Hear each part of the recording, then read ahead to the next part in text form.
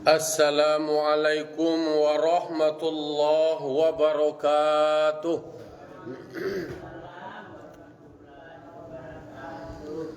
Alhamdulillah. Alhamdulillahilladzi hadana lihadza wa ma kunna linahtadiya laula an hadanallah. May yahdihillahu fala mudhillalah wa may yudlilhu fala hadiyalah. Ashhadu an la ilaha illallah wahdahu la syarikalah wa ashhadu anna Muhammadan abduhu wa rasuluh sallallahu alaihi wasallam la nabiyya ba'dah amma ba'du. Qala rabbi shrah li sadri wa yassir li amri wahlul 'uqdatam min lisani yafqahu qawli. Bapak-bapak, ibu, kaum muslimin dan muslimat jamaah subuh yang dimuliakan Allah Subhanahu wa taala. Pertama sekali marilah sama-sama kita mengucapkan puji serta syukur kita atas kehadiran Allah Subhanahu wa taala.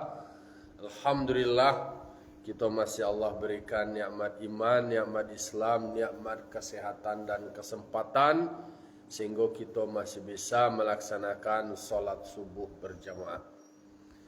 Salat dan salam kita mohonkan kepada Allah semoga disampaikan kepada arwah junjungan kita, yakni Nabi besar Mustafa Muhammad sallallahu alaihi wasallam yang telah membawa umat manusia dari zaman kegelapan menuju zaman yang terang benderang seperti kita rasakan sampai saat kini.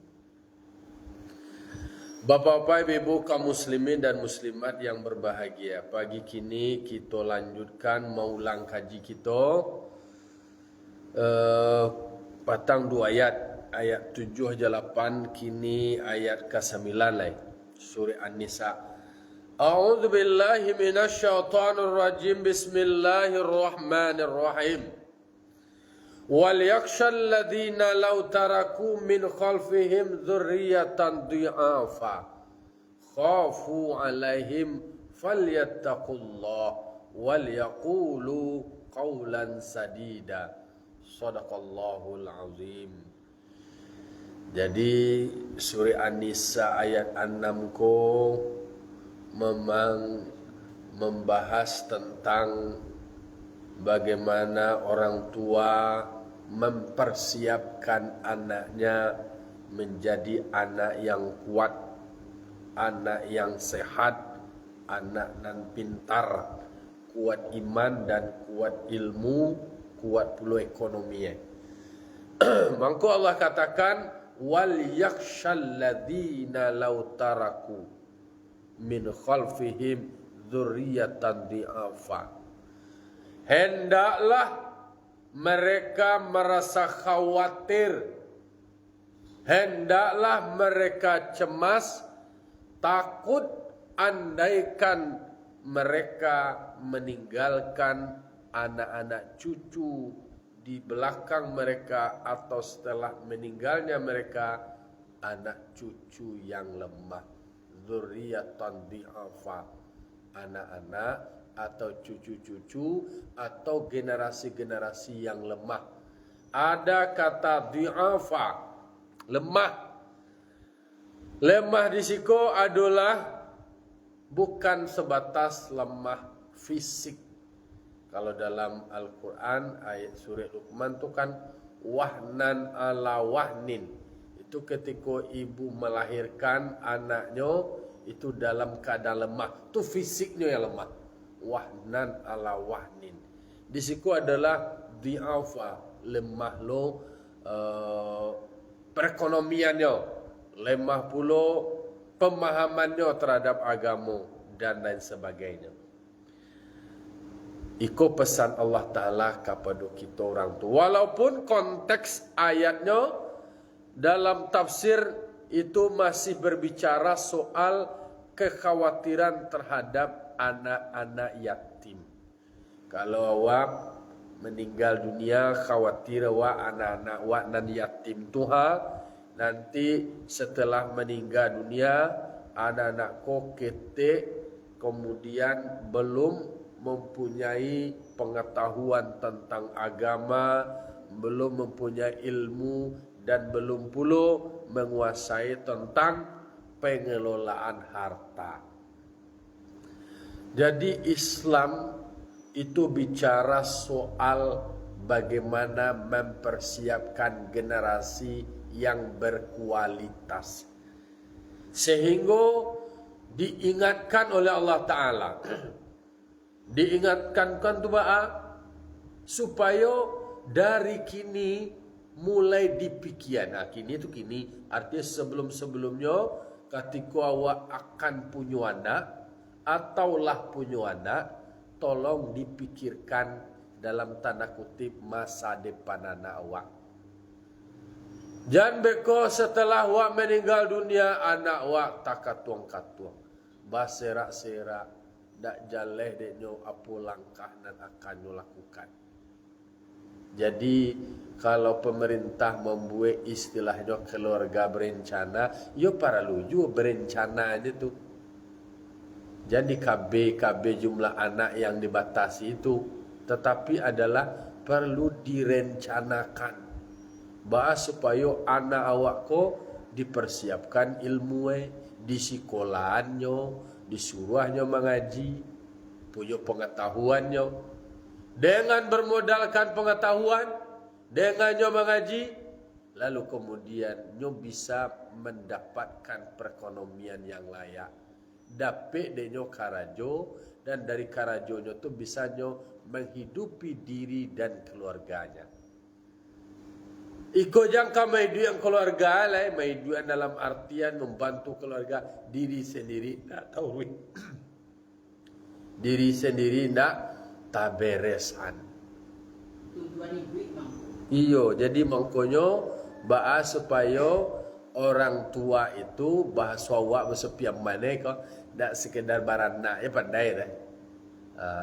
Tapi dipikir lo masa depan anak. Beda dengan ayam. Apa ayam? Ayam kan anaknya mandiri je. Nana pak ekornya nak tahu ke mana anak ada. Bisu anak lah kadang lain nyolo tukang nuelek. Baserak-serak aja nah, tapi ayam hidup ye, induk ayam tu mangakek tarui. Itu lo beda. Jawa. Awak kadang-kadang kan anak awak seketik tu lah stunting lo, stunted lo. Kemudian lah dia kuat lo nak. Kalau ayam kan anak bakapirian. Ni tahu bakapirian. Istilah banyak tapi daya tahan bertahannya terhadap tantangan dingin dan doi. Kadang-kadang nak doge rumah itu ayam tu. Kalau nak dibuat rumah hanya pandai beradaptasi dengan kondisinya tu, nyo taklukan, nyo lindungi anaknya. Dia induk juga tadi, nyo ayomi anak bisa bertahan. Anak apa bang? Apa nak dole selesai ko ciknya lah beralih lo kena lain je lain. Tu beralih lo nak mau tahu nak. Jangan manusia jangan sampai sama seperti apa ayam. Kalau apa ayam kan aja leh jadi kadang-kadang ko bini sudah bini lah kadang atau bana kadang lo anak lo pa bini lah. Itu nak apa ayam ya. Nah, artinya adalah sebagai orang tua berkewajiban untuk memberikan pendidikan yang layak terhadap anaknya. Itu kewajiban orang tua tu. Inna min haqqil walidi ala waladihi min salas. Ada 3 kewajiban orang tua terhadap anaknya. Yang pertama adalah ayuh sanas mahu. Yang pertama kewajiban orang tua karena magiah namu anak yang baik. Magiah namu anak nan cancak yang ada muatan doa. Yang kedua adalah ayu'allimahumul kitabah, dia jangan mengaji, dia jangan sekolah, barajanya untuk mendapatkan ilmu. Itu kewajiban orang tua tu. Awak ni orang tua. Mangko orang tua pertama dari anak itu adalah ayah induknya. Ibu adalah madrasah pertama bagi anak. Maka ibu ko harus punya ilmu lo ni. Ba'ala cara mengasuh anak, pola asuh anak. Kecil orang kini kan ilmu parenting, ya tu. Pola asuh, cara mendidik anak yang manusiawi, yang humanis, pendekatan pendidikan yang mendewasakan, membuatnya mandiri, nak menye-menye je nak tu dah. Kemudian nak manjo je nak tu dah. Nak sadokaran dak anak tu je dia giah dah. Karena anak tu di usia 1 sampai 6 tu itu adalah masa pembentukan nilai. Masa pembentukan nilai itu anak sedang menjadi raja tu. Ya tu nak. Ladinya letak asa dua itu. Tetapi bagaimana anak awak ke depan itu tergantung kepada bagaimana pola asuh awak. Ba'a cara awak mendidik, ba'a cara awak majai. Mengko ada pernah sebuah judul novel lah dijadikan sebuah filem. Judulnya Salah Asuh. Salah asuh tu artinya orang tua salah majah, salah mendidik, salah mengasuh. Kasudahnya itu anak tidak sesuai dengan yang diharapkan. Maka pesan itu diingatkan kepada orang tua yang mempunyai anak, hati-hati, tidak samarang je majana kau. Salah wak majana, salah nanti langkah mereka. Salah langkah mereka, satu berdosa wak. Karena sebaiknya adalah kita mempersiapkan anak menjadi waladin solih, waladun solihun yad'u lahu, anak yang soleh yang mendoakannya. Itu salah satu yang disebut dengan amal yang tidak pernah terputus. Walaupun awak orang tua lah meninggal dunia, lah mati awak, tetapi kalau awak mempersiapkan anak awak menjadi anak yang soleh, awak didiknya, awak ajarnya, awak sekolahnya menjadi anak yang soleh, kemudian mendoakan orang tuanya, maka itu akan menjadi amal yang tidak pernah terputus. Dalam meninggal awak, langsung dia kirim doa dari anak tu online, tanpa batas, tanpa ada gangguan, tanpa ada hambatan. Begitu istimewanya awak mempunyai anak yang soleh. Maka oleh karena itu, jangan sampai di kemudian hari awak meninggalkan anak, cucu, tak do pandai seti Allah. Kece orang kini ada namanya generasi strawberry. Itu generasi strawberry.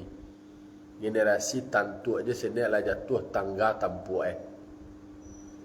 Atau generasi durian bantu di luar yo banas sangar bantu di dalamnya lunak. Jangan seperti itu. Berarti harus dipersiapkan anak yang tangguh, anak yang kuat, nak stunting dah. Nak stunting doh. Berarti kan ayat Al-Quran luar biasa merespon berbagai macam persoalan-persoalan keumatan, kemanusiaan. Maka berhati-hati sebagai orang tua, dipersiapkan anak, jangan ke depan menjadi beban. Kalau ada orang Minang luar biasa baginya, anakku adalah investasi pembangkit batang tarandam, ya tu nak? Layan nak dia nak tonton capek gadang nak, tak suruh jo jalanan elok nanti nak, tak tampuh jo hidup nak rancak, tak bangki jo batang tarandam tu je. Nak batang tarandam dia batang kayu. Batang kayu dalam ayat tarandam dibangki amalia sembayu tagak mantagi ke. Tagak kapal ko. Jadi dipersiapkan anak-anak awak generasi yang percaya diri, optimis. Kenapa dia bisa percaya diri? Kenapa dia bisa optimis? Karena dia punya ilmu, dia punya pengetahuan, dia punya keterampilan.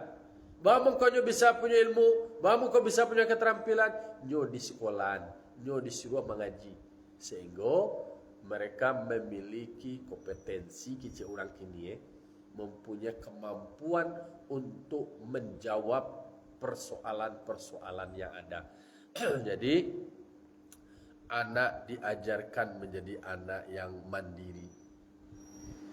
Jadi takut-takutnya nak kena. Awak kadang-kadang kayu kau awak lah sebagai orang tua kau menjual anak awak tu dia apa lagi anak bungsu kau dah pi akal lah dah. Entah baalo tu yo bana kadang-kadang nak dulu rasional awak main nyenyi lo kanak tu kadang deh. Basayang-sayangan bamanya manjo tentu itu harus kemudian ndak larut dari situ. Disayang tentu pasti orang tua menyayang anaknya, tetapi mengajarkan anak untuk mandiri, mampunya menghadapi persoalan-persoalan sendiri. Orang tua awak dulu ketika awak baca kak di sekolah CD, mengadu awak kenyo, kecil orang tua. Nah, donang kedua awak kau nanyo respon, awak ditambah berang jelenya.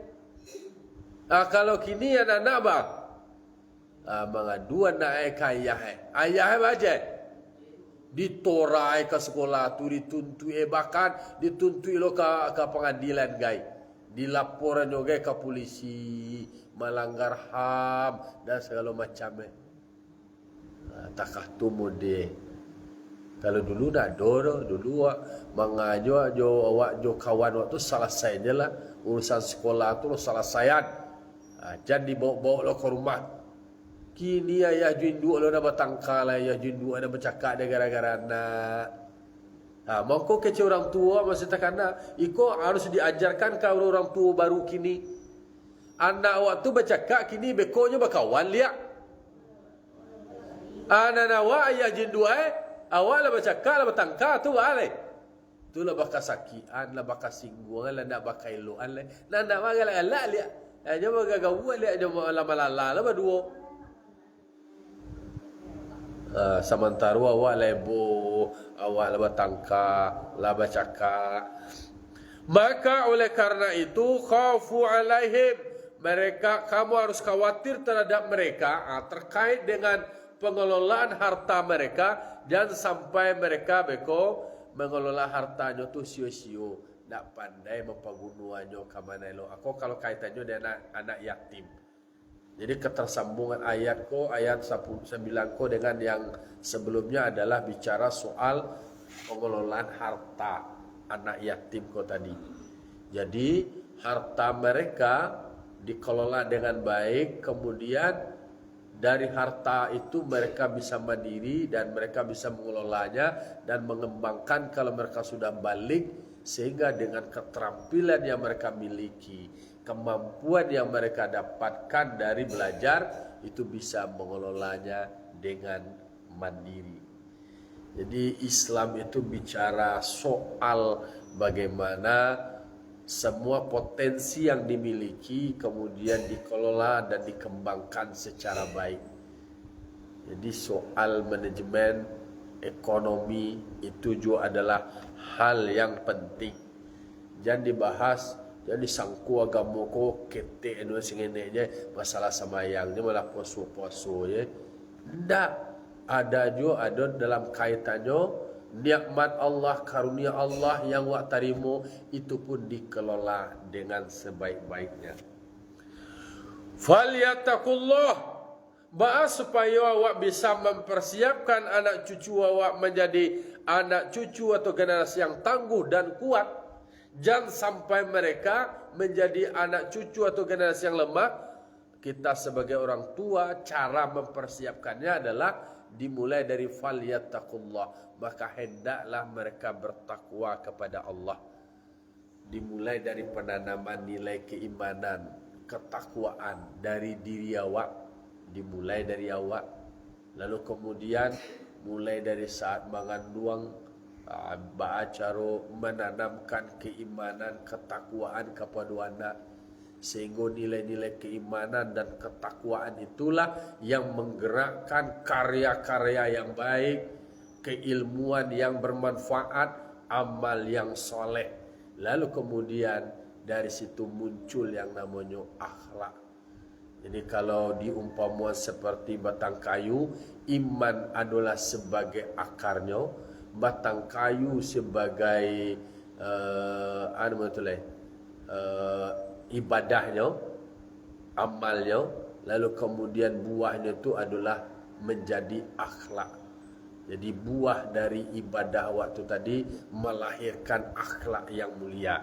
Maka generasi awal adalah generasi yang beriman, kemudian beramal soleh dan berakhlak mulia. Imannya itu ditandai dengan urek yang berakar, menghujam ke bumi, tertancap kuat dan kokoh, lalu kemudian batang kayu, dahan, rantiang, cabang-cabangnya itu menjulang ke angkasa. Itulah amal ibadah waktu tadi. Lalu dari iman itu, amal itu memunculkan akhlak atau buah yang dinikmati oleh orang banyak. Jadi buah itu tadi adalah akhlak. Kalau buah itu kalau dimakan orang kan nikmat, lama, kanyang, karya dalam bentuk akhlak, kepribadian yang baik, membuat orang senang, mencaliaknya itu senang, pendekatannya, caronyo dan segala macamnya. Maka orang tua itu harus memulainya dengan penanaman iman, dimulai dari dirinya kemudian kepada anaknya. Nah, dalam tafsir Siko adalah termasuk juga bertakwa kepada Allah di dalam mengelola harta anak yatim. Nah, anak yatim itu sendiri harus dipahami bagaimana melayani mereka sebagaimana awak menyukai terhadap anak cucu awak sendiri. Awak melayani, memperlakukan anak awak takatulun memperlakukan anak yatim. Dan awak bimbing dan awak dampingi yang awak asuh. Jadi kalau nak suka kau bagi awak kanak awak wajah lo takatulo nyo di balian sate anak awak nyo di balian lo sate.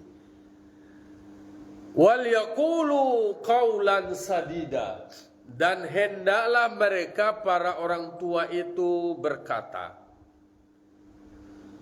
perkataan yang betul, qaulan sadida, perkataan yang betul, perkataan yang benar, perkataan yang baik. Jadi dalam Al-Quran itu banyak sekali model komunikasi. Ada yang disebut dengan kaulang karima, perkataan yang mulia. Kemudian kaulan sadida, perkataan yang benar. Ada kaulan baligha, perkataan yang komunikatif. Jadi berbagai macam hal disebutkan bagaimana model komunikasi yang dijelaskan. Ada kaulan layyina, ada perkataan yang lembut, perkataan yang lunak, yang empati. Jadi orang tua berkomunikasi dalam pola asuh terhadap anaknya adalah dengan komunikasi yang baik. Iko dan wapeloan kadang-kadang wak ya tekah tujuh banyak pola komunikasi awak nang kawak peluan karena awak ado seorang mubalik ustazah kalau nak salah namanya Dr. Aisyah Dahlan. Beliau menyebutkan kata-kata awak, satu kata awak kasar kepada anak awak tu itu akan mempengaruhi sel-sel otak itu, bergoncang nanya. Jadi kata-kata awak tu iyo ya awak-awakmu mana kadang-kadang itulah ada anak terkontrol, akhirnya memang berpengaruh terhadap pikiran anak, terhadap mental anak, kejiwaan anak. Maka diingatkan Allah Ta'ala, wal yaqulu, hendaklah mereka orang tua itu berkata dengan perkataan yang baik. Kalau di atas kan ada kaulan ma'rufa, perkataan yang ma'ruf, perkataan yang baik. Jadi banyak berarti itu kaulan karima, perkataan yang mulia, kaulan ma'rufa, perkataan yang ma'ruf, kaulan baligha, perkataan yang komunikatif, kaulan sadida. Itu banyak, ada 6 tu jenis-jenis itu disebutkan dalam bentuk model komunikasi yang baik kepada anak. Jadi cara mengecek itu dipelajari. Dah sekadar asalkan mengecek je dah, asalkan malantong je dah. Kalau takako model anak takako lo cara komunikasi. Takako model gaya begini lo cara komunikasi. Jo cara-cara mengecek waktu diajar di agama awak. Karena dari cara komunikasi itu mempengaruhi cara respon, cara penerimaan dari anak. Termasuk juga nak kanak je tu, ke keluarga, ke masyarakat, ke anggota, ke publik dan segala macamnya. Di situ pun diatur, di situ pun diajarkan. Jadi Rasulullah sallallahu alaihi wasallam ketika menghadoi orang, datang orang tak kaku gaya orang, pendekatannya berbeda. Ada lain orang datang, cara melayaninya berbeda loh. Tergantung dari kadar akalnya. Maka kata Rasulullah itu, khatibun nasa ala qadri uqulihim. Sampaikan kepada mereka sesuai dengan kadar intelektual mereka. Kalau anak lain lo, ke remaja lain lo, ke orang tua lain lo, ke yang sifatnya umum lain lo. Jadi pendekatan komunikasi itu beragam. Istilahnya resepnya berbeda-beda. Kalau ikona sakit kadar sakit kalau resepnya. Jadi kayak dokter lah. Kayak dokter orang tua ko sebagai dokter. Orang tua ko sado pandai deh. Sado tahu deh, setiap tanyo dapat jawe deh. Sado jalan, kalau resep ko tanyo ko jawe, ko penyakit ko be. Ditunjuk cici. Mangko orang tua harus mengerti lo banyak hal sehingga pertanyaan-pertanyaan anak itu bisa diberikan jawaban yang baik. Artinya tentu orang tua harus mengaji harus mengaji, harus belajar, nak sekolah ke kampus je nak kuliah harus mengaji dalam kehidupan, mau ulang kaji, diskusi, mau baca buku dan segala macamnya. Maka banyak orang tua kini lah mulai ada kursus parenting namanya. Lah mulai dipelajari jadi orang tua tu tak sembarang ya. Kalau ayo, kalau kini kalau di Makkah mengaji takako lah kuliah namanya. Takako kuliah namanya. Kalau orang kultum kuliah 7 minit, ceramah 7 minit, ya itulah kuliah tu. Kultum kuliah 7 minit. Iko awak kan setengah jam. Mai sisi waktu awak sesudah salat subuh mau ulang kaji. Karena diri awak kok kece orang kini perlu di-upgrade diri awak, mental awak, otak awak, pikiran awak, ya didiskusikan, disegarkan balik, dingian balik, jadi pola komunikasi awak kana awak. Jadi orang Minang pola komunikasi kok memang diatur lo dengan pendekatan katona nampe. Jadi nada intonasi itu akan berbeda makna. Agak tinggi suara itu beda loh arti itu. Nama suruh je nama larangan, dorang dulu dah jalan itu kie jalan. Makanlah je. Itu suruh tu tagah tu. Berang nama tu managah jangan makan tu. Kan kalau dipahami kan kata-kata makanlah. Tu kalau perintah nama itu. Makanlah. Tapi tinggian ada.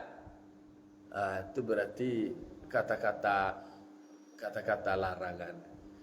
Makalana berarti suruh atau ajakan, imbauan.